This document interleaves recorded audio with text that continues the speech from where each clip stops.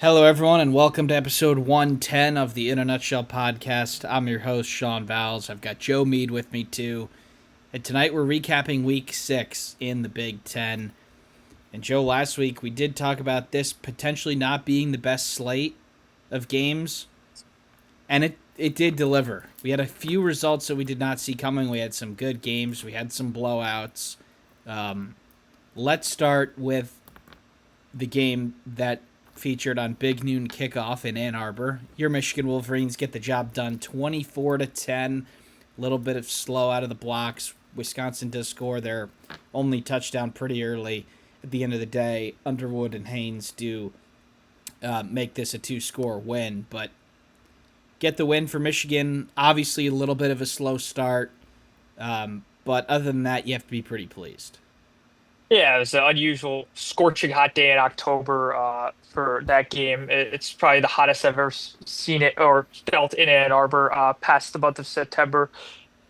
Very weird game, kind of a hardball-ish game in a way, like early hardball days, 2015 to 16, where you kind of just went through the motions of that game. And obviously Michigan won, but I wasn't very impressed by their performance at all, to be honest. I was impressed a lot with individual performances, more so than team, and I'm going to break that down very simply. The Michigan offensive line, I understand Wisconsin's had, like, I think they were top five rush defense coming into this, and they proved why. They're very good at getting to the point of the attack, and they gobbled up Michigan for several, like, 2 to 4 yard losses, Justice Haynes as well, which even Oklahoma wasn't able to do.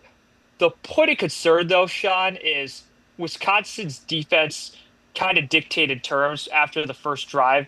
Both defenses really, but it took Michigan to be a little creative, probably out of what they wanted to be in this game. They had to move Bryce around a little too much, and the only bright side of that is Bryce got to throw a lot more. He threw for about 270. Featured Donovan McCulley, the Indiana transfer, who got over 100 yards. Andrew Marsh, the freshman, got over 100 yards. So individually, I think Michigan improved on a lot when it comes to those guys. The offensive line's a problem. Their pass protection's not great. If Underwood wasn't as mobile, they would have had a lot more than one sack given up. And although the Michigan defense was stout, I was making the point to many people, and I'm sure if you saw my Instagram story, Connor Stallions was behind me. If there are, in the 3 games Michigan's faced Power Four opponents, two of the opponents have opened the game in the end zone, and the only one that didn't was Nebraska, who ended up at the 6 yard line. Next week, we'll talk about it on the next show. Michigan cannot give up a touchdown on the opening drive. Their probability of winning then shrinks completely, especially when they're not playing Hunter Simmons, who, with all due respect, is the third string QB for Wisconsin.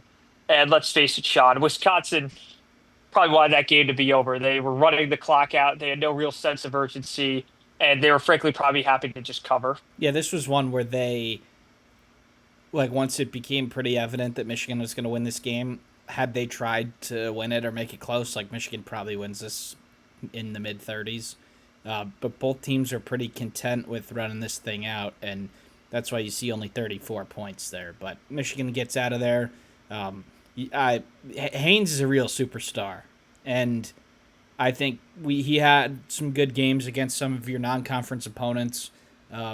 He did pretty solid against Oklahoma, but he has had 100 yards and a touchdown in every game this year, which is a pretty impressive statistic considering the Michigan offense has struggled at times. But good things there for Michigan. For Wisconsin, it's going to be a long season. The other, we might be looking at last place, honestly, with some of the performances from the other teams down there, one of which we'll talk about later. There is a chance that the Badgers are at the bottom of the basement. But all right, Joe, let's keep it moving here. Let's go up to the world famous #1 Ohio State Buckeyes. Continue impressing 42-3 victory over Minnesota. Joe, this defense is really elite, and this offense is starting to ever so slightly looks like it feels like they're getting better and better every game, and this is a game that should not have been close, and it wasn't. Ohio State win big. Yeah, this is a game you would love to see as an Ohio State fan, not only score wise. Julian Sayin, definitely his best game as a Buckeye by far. Even though they had beaten pretty good teams in Texas, and I'm saying pretty good. And if you watch that Sports Daily CFB video where a bunch of the Texas people were getting mad that they weren't in the top 12, guess who's laughing now? Yeah. But getting back on point, 326 yards, QBR just under 100. And how about getting Cardell Tate involved? This is a guy I've called out a lot. I think, clearly Jeremiah Smith's, as Ryan Day said, probably the best, if not top two best offensive players in the country. Cardell Tate, people forget about him. He was a five-star recruit in the 2023 class. I think he's really fast. I think he's really dynamic, and he showed it Sunday. 9 receptions, 183 yards. Max Clare getting involved again. I think this is what you want as the Ohio State offense. I think Bo Jackson's finally coming on as their number one running back. This is an offense in evolution, and as I've been saying all year, Sean, with Ryan Day and that much talent, I don't think there was ever reason to panic. And frankly, when you're the number one team in the country and you're 5-0, there should have never been a reason to panic, especially after you beat Texas and Washington in pretty dominant fashion. And you said it, Sean. That defense, it's kind of amazing. After the personnel they lost, Jack Sawyer, JT Tulamuluau, Tyleek Williams, down at the D line alone, and then losing Denzel Burke.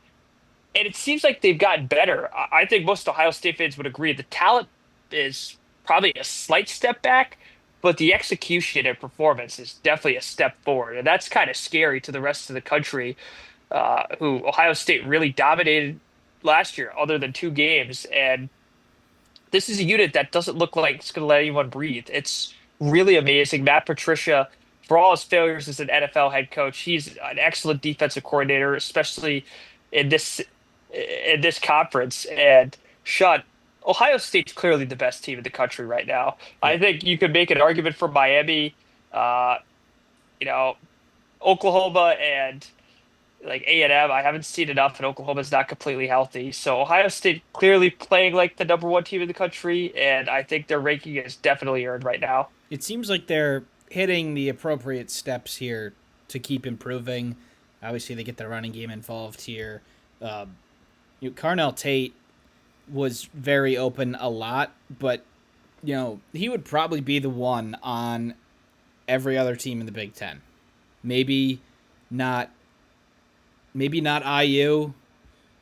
Yeah, I mean, so let's call it 13 out of the other 17 teams. Mm-hmm. But look, he's going to be open. I think we've started to see it, with Igbuka now on the Bucks and the NFL. Like if you're the two on Ohio State, that means you're probably a really good receiver. And he obviously shredded him. Jeremiah continues to get open without looking like he's really trying, which I mean is a compliment. I mean, he is so much faster than some pretty good defensive backs. And Ohio State, to me, I don't know if they'll lose a neutral or home game. I don't know if they can. I think there is a way on the road. Something could happen and they could lose, but they've given up 2 touchdowns this year, and both of them when they were up by 2 scores and the other team was chasing the game. One of them was Arch and Texas in week 1, down by 14, and the other one was sort of a busted coverage freak play by Ohio. So it's been a pretty impressive run of games here for Ohio State. And Joe, looking ahead here on their schedule, this isn't the week 7 preview, but they are big noon next week, and you don't want to look ahead, but there's probably a better chance than not that they go 12-0. Absolutely, Sean. And, we're going to discuss one of their opponents very soon here. But I'll put it this way. The outlook of their schedule got a lot easier, I think, not only from an internal standpoint, but from a national standpoint. All right, Joe, well, let's talk about the biggest game of the weekend, sure, and probably the biggest upset in the time that we've been doing this. And that is easily. That is number 7, Penn State, going out to UCLA in a get-right spot. Probably the best team to play in this situation, Joe. UCLA has no coach. They have no coordinator. Their play caller figured out Wednesday that he was going to be calling the plays, and UCLA just totally comes out of nowhere, jumps on them, up 27-7 at halftime. People are looking at their phones, making sure the ESPN app isn't bugging. That was real. Penn State does come back. They do end up looking pretty good offensively in the second half, but their defense, Joe, cannot stop the Bruins. And it's UCLA 42, Penn State 37. Thoughts on this one? John, I'm going to comment on the Jim Knowles thing first. Yeah. There was a lot of talk out of Columbus this offseason after the way he left that they would be better off without him. And to be honest with you, it's nothing even a Matt Patricia thing. I'm wearing a Detroit hat and whatnot. And you guys say, oh, you have Patricia derangement syndrome. I just really thought he did a great job at Ohio State, Jim Knowles. And Yep. that with the regression of talent, that they were certainly going to take a step back. Now, this isn't a Matt Patricia thing. Jim Knowles might actually be the problem. If you look at this game alone, that was simply stunning. You know, UCLA had no real home field advantage. Let's call it what it is. You saw the aerial shot of the stadium. I think CBS 10,000 people there. Yeah, CBS was actively trying not to do that aerial Yep. shot. I think they were forced to just because they paid the plane or blimp enough money. And it's the Rose Bowl.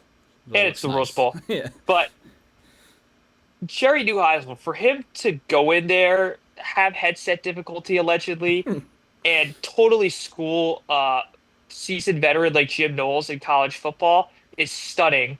Nico, for all the crap he got in the He looked offseason, really good. he looked phenomenal. And to be honest with you, it looked like there wasn't even real play calling. He was just kind of improvising, and he was just toying with them. If you just took records away and if this was like a red team versus blue team, and I didn't know anything about the other teams, I would have thought Nico was a top 10 pick and that UCLA was running some intricate offensive system and completely trusted this guy. It was unbelievable. And the Penn State defense, the missed tackles, the blown coverage. I mean, I don't understand how predictable UCLA's play calling got. They were running, they were they couldn't do much, and Penn State fell for it every time. And then offensively, I think everyone loves blaming Drew Aller and making He those played edits, well. especially after last week. He is not the person to blame. I think Andy Kolnicki and Jim Knowles are the two people to blame the most, along with Coach Franklin. They couldn't rush much. Katron Allen, very ineffective all day, and I think that speaks to the O-line. Drew Aller was under pressure a lot. They had to rely on him picking up first downs with his feet, and while he's capable of doing it, that is certainly not a strength. And let's face it, that's not the offensive system he committed to playing at Penn State. And the fact they went to that on their essentially final play of the game on that 4th and 2 was completely It was the 6th time they ran that play in this game. Yeah, it was completely ridiculous. UCLA, of course, saw it coming, blew it up, and everyone's going to make about the slants at the end, blah blah. That was the effective end of the game to me. Yep. That was simply ridiculous from Penn State. Well, I want to praise UCLA, and I seriously mean praise UCLA. Yeah. They had everything. They really had nothing to lose, but nothing to play for, and they looked like the team that wanted it more. And I don't think Penn State football right now could be any lower. You had the expectations to be the 24 Ohio State, 23 Michigan team. You bring all your production back, essentially, and you faceplant to the worst team in the Big Ten. I'm not going to try to make this okay in any way, shape, or form. Legitimately, the only way they can make this better is if they win at Ohio State. And that's not to say that they're not going to drop another to an Indiana, at Iowa, at Michigan State. Sean, I'll give you the floor here in a sec, but this was probably the most disgraceful performance from a national title contender in the Big Ten in my lifetime. Yep. You can call out Ohio State in 2017 and 18. That Iowa team, everyone gets Iowa now and then. That Purdue team, Purdue's gotten plenty of top 5 teams. UCLA had zero business being in this game, and I'll venture out to say UCLA will still not win more than 3 or 4 games. That is completely ridiculous. Penn State fans have every right to be mad. I'm not saying Franklin should be fired, but this program and its fan base has every right to be outraged. All right, so yeah, a few things. Neuheisel brought back Chip Kelly's playbook here. So clearly Penn State didn't watch any film on that. I would get maybe being down at halftime with all this going on, but you are way better than them. You should have, had they been down by 3 at halftime or something, they win this game by double digits probably, but it was the lack of sort of taking the punch and facing adversity here. They were never going to win this game. They came back and, they're like, if we can get a stop here, we can get the... No, they didn't. They got one chance with the ball to tie the game at the end, and they messed it up. But the Jim Knowles thing, people were not agreeing with Ohio State fans being like, all right, he's gone. And I think we did a better job than some people in the media of saying, like, look, Patricia's an NFL coach. Like, just because it didn't work there, like, a lot of NFL coaches should do the job of a college coordinator well. But this was, a failure from everything. Everybody involved with the Penn State program failed this week.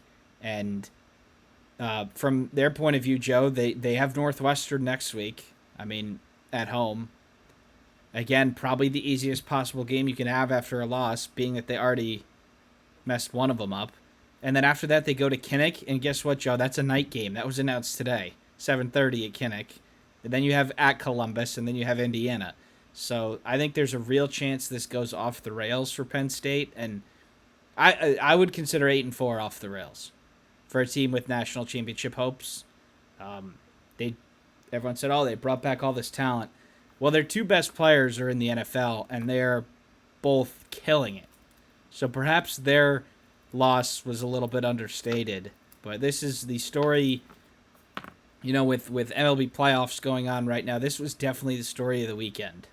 26-point spread, and the team that was favorites never looked like they were going to win. I'm happy for UCLA. It was probably a dark couple weeks for those kids in that program, but it looks like they're playing for something. I'm happy for them. Still it is probably going to be one of the few wins they get this year, but they went for the onside kick after scoring the first touchdown. It was like they were having fun out there, which can't be said of all these teams. Penn State, serious problems there, Joe. The rumored buyout for Franklin is $52 million. Would assume that would go down probably significantly at the end of the year, but do you think they'll make a change? I don't think Penn State will make a change in the middle of the season. I think no, definitely not in the middle of the season. No, they'll let him finish. I think, they're definitely gonna let him finish. And for a school that does very well athletically across wrestling, volleyball, soccer, for example, for Penn State, this is an athletic department that's not necessarily gonna have a knee-jerk reaction. I think the realest conspiracy you could have out there.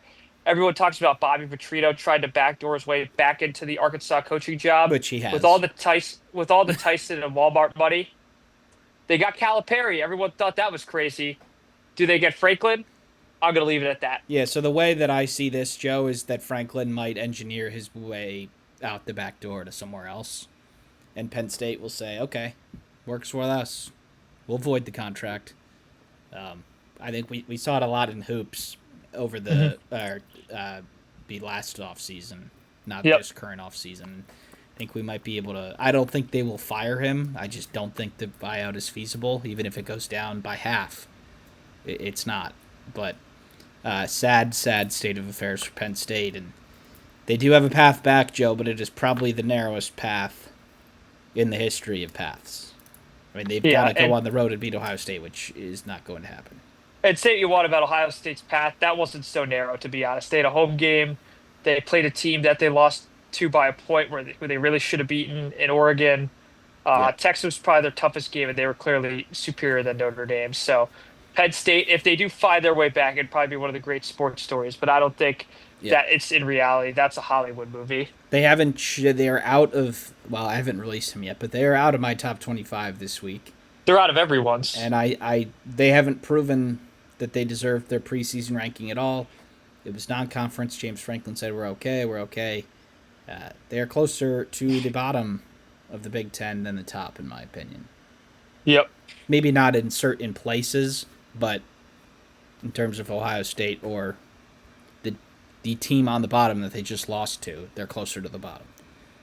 All right, Joe, we've got some other games to get to here. Obviously, that one was the big one, but Illinois goes on the road and beats Purdue 43-27, a high-scoring game.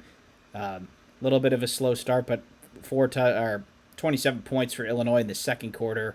They go up double digits at the half, and from there they finish out the W soundly. Illinois bounced back from their humbling to Indiana quite well with a win against USC and a 16-point road win here at Purdue.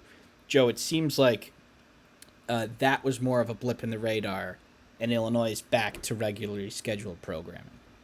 Yeah, and to be honest with you, after everything that happened with Penn State and some of the other teams, I think Illinois is probably a top 6, 7 team in this conference. So upper third Yeah, they're is more top than fair to 25 say. in the country. Yeah, yeah, they're definitely a good team. I think, had they lost to USC, maybe it would have went off the rails, but they didn't. That's the game of inches that football is sometimes. So I look at their upcoming schedule, definitely does not get any easier. Ohio State at Washington, but I think the offense has found their rhythm. I understand Purdue's defense is not great. Just look what they did against Notre Dame. One thing I'll say about Purdue, this offense is more than confident. Ryan Brown's a very good quarterback, I think, Sean, with all the personnel. Devin McAfee, Antonio Harris, I think is an interesting combo. I'll put it to you this way. Purdue is probably going to beat someone they shouldn't this year with this offense. I look at their remaining games. I don't think they'll be favored in a ton, but I'll venture this much. They're 2-3 right now. I venture they could get to 4 or 5 wins. I think The way this four. offense performs. Yeah. They do And, have and by the way, that's a great year one compared to what I thought they would finish. I would consider 4 winnable games left: Minnesota, Northwestern, Rutgers. Rutgers. Well, maybe 3, but maybe you get 2 Yeah, of those three. 3. So Yeah. look, that the culture is clearly different from last year, right? They, well, really all 3 of their losses, it was pretty clear early on they were not going to win the game, but they didn't quit, and that is just such a big change from last year. Like, they lost by 60 to Notre Dame, lost by 66 to Indiana. That could have happened again. That could have happened here. You're down 27 to 14 at the half. That could be 48 to 14 easily, but their defense still needs work. Obviously, their offense is obviously has some more life from last year, and Illinois' offense is pretty good as we thought. I just think the personnel issues on their defense has accelerated sort of this decline. Even against USC, who they beat, offensive turnovers certainly helped them, but USC gets 32, obviously 63 for Indiana, and 27 for Purdue. I think those numbers, they would like to be a little bit lower here as they move on, and obviously 2 really tough ones coming up. And I think if you look at that, you try and get one of those 2, and you can finish year 10-2. Because after that, it does get a lot easier. They've got Rutgers at home, Maryland at home, at Wisconsin, and Northwestern at Wrigley. They should be able to win those games. So find a way to get one of these next 2. All right, Joe, another interesting one here. We did talk about this one potentially being sneakily being the best game of the week, and it sort of delivered. Washington against Maryland. Washington goes all the way east to Maryland, and the Terrapins 4-0. Ton of hype coming in, and they look great out of the start. They're up 20-0, 20-3 at the end of the third quarter. We're looking at Maryland's schedule. Are they this year's Indiana? Can they make the playoff? They forgot to finish the fourth quarter, 21 unanswered for Washington, and the Huskies take this one 24-20. What a huge turnaround. Yeah, and it was guided by, and I still say, even after the loss to Ohio State, this is the best trio right now. And by the way, saying Jeremiah Cardell, and if Bo Jackson could come on, maybe there's a real challenge. But right now, it's Devon Williams, Denzel Boston, Jonah Coleman. They guided this comeback. I think Washington's offense, when it clicks, aside from when they're playing the best defense in the country at Ohio State, this is not a football team anyone wants to play against. And you saw that on full display. Kind of a weird, very weird, I think this was a nooner, right, Sean? I think it was 3:30 Eastern. Yeah. So still Yeah. noon for Washington. Yeah, so kind of definitely a slow start. I mean, starting down like 20-0 or 20-3 is not how you really draw it up. But I give props to Jed Fish. This program last year in this game, and clearly there's a huge talent difference now and developed talent, which they've been year two in this system, especially at Coleman and at Denzel Boston. Last year, Washington didn't win on the road, Sean. This would be a game that they'd fall down 20 to nothing and probably lose like 35 to, I don't know, like 35 to 17. Uh, there's a clear improvement in this Washington program. I think we knew that in the offseason. We saw it throughout the first couple weeks of the year.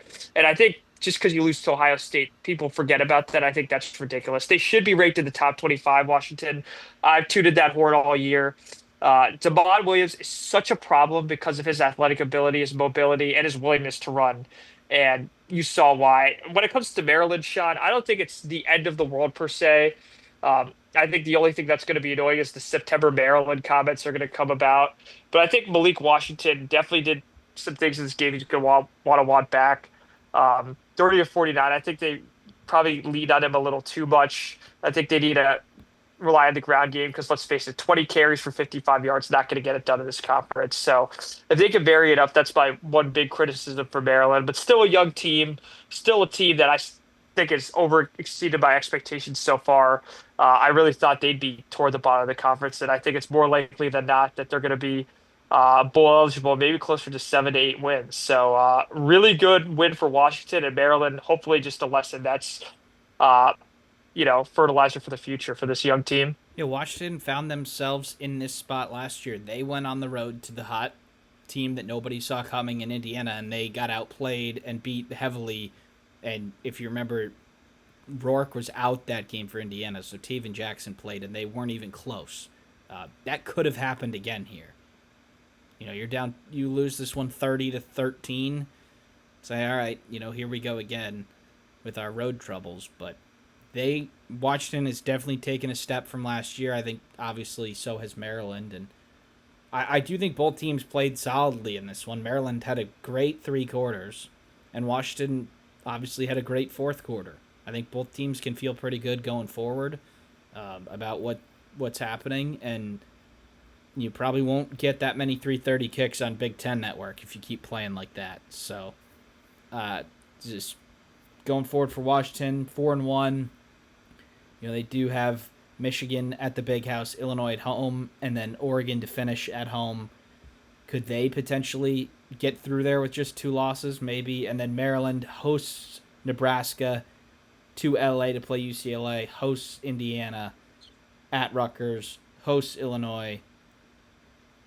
At Illinois, hosts Michigan at Michigan State. So a lot of, they don't have to play Ohio State. They don't have to play Oregon. You still do get 3 ranked teams on that schedule, though, plus Nebraska, who's pretty close. And so, I think there's enough games in there for Maryland to get to 7. And this will be interesting to see what both teams are going forward. All right, Joe. Northwestern plays their last non-conference game of the year, and they get to 3-2, 42-7 win over UL Monroe. Not much to go over from this one other than good for Northwestern. Yep. Good to not be the national embarrassment or the conference embarrassment. And they get the job done there. All right, just the last one here, Joe. Mm-hmm. Nebraska 38, Michigan State 27, a high-scoring one here in Lincoln. Nebraska gets off to the good start. Then Michigan State comes back, ties it, and then a strong 4th quarter by Raiola and the Huskers get the job done here. Not the most surprising game script. Michigan State probably a play away from being a play away, as you like to say. And a double-digit win for Nebraska, where Michigan State didn't play horrible, but also wasn't very sharp. That was sort of what we saw coming. Yeah, and one thing I'll say, Sean, is Michigan State, you might look at the final score. I thought Michigan State's defense played their best game of the year. And you look at the 38 and you probably roll your eyes. The last 2 TDs were garbage TDs. And the field goal to make it 24-21 was a complete special teams gaffe by Michigan State. And that's kind of what I want to get into here. I think Michigan State's fan base is viewing this as a program loss. I personally don't think that's appropriate. I think you're a 10.5 point underdog on the road for a reason. I think, Raiola and Childs are actually pretty comparable quarterbacks, not in terms of skill, more in terms of more in terms of just overall ability and importance to their team because they're both critical to success. Unfortunately, with the win conditions, I didn't think the fans got what they deserved in terms of a QB duel. What I will say is, I believe Aiden Childs definitely was less prepared than Rayola, not in terms of effort, just with the wind. And I think a lot of that had to do with both offense lines, by the way, struggled. Michigan State's pass rush finally got home, and Aiden Childs was after that kind of injury when they were down 14-0, where Alessio came in. I didn't think he was the same. I thought he ran really well, but his reads weren't there. He unfortunately the wind took a lot of his balls, which is why he threw the two picks there. And this is a game where Michigan State's offense, I think, let the whole team down as opposed to the defense, and that's not necessarily encouraging. I thought they were really successful when they were, running the ball and fooling them with Childs, kind of letting Childs, do what Nico did in a way, kind of improvise. And they were having success when they went up 21-14. It's just the defense couldn't make the last play when it was 21-14. They give up that long pass to set Nebraska up, and then Emmett Johnson runs it in. And then I think that special teams gaffe was the complete turning point of the game. I think Michigan State, not necessarily equipped, but I think the mental hurdle, the crowd gets back in the game, and then Nebraska from there outscores Michigan State 17-6, which was a garbage TD anyway. So I think really good for Nebraska. I don't think either team played to the best of their ability. I do think Nebraska finally won a game against an opponent that's quality where they didn't play well because Nebraska last year couldn't have done that. And a lot of Nebraska fans told me when I was there, they usually always make the big mistake. This game, they didn't make the big mistake, and that's why they're victorious. This was you're going to run into some of these games every year. No team plays 12 perfect ones, and if you're still able to win, that's obviously a success. I think Rayola is just he's just a good quarterback. Like we've talked about it a couple times this year, and he's done sort of everything for them, whether that's been good or bad. Obviously, he sort of had to be a hero, like against Michigan. He was sort of game managing when they played Cincinnati in the opening game, and they're just a good team. I think the way that Michigan has looked the last couple weeks, like Nebraska's probably close to the top 25. I think I may have slid them in there this week, or maybe they're just out. But two road tests coming up against teams that are not terrible. If Nebraska's who we think they are, if they want to be a top 25 team, you got to win both of them at Maryland, at Minnesota, and those teams are good enough where if you don't bring it, they're going to beat you. So interesting times for Michigan State coming up, and then. Or for Nebraska, Michigan State, they get to host UCLA, so a good chance for a win, especially after a big letdown for UCLA after their win against Penn State. All right, Joe, that is the Week 6 recap. Thank you, everybody, for tuning in, and come back in a couple days for the Week 7 preview.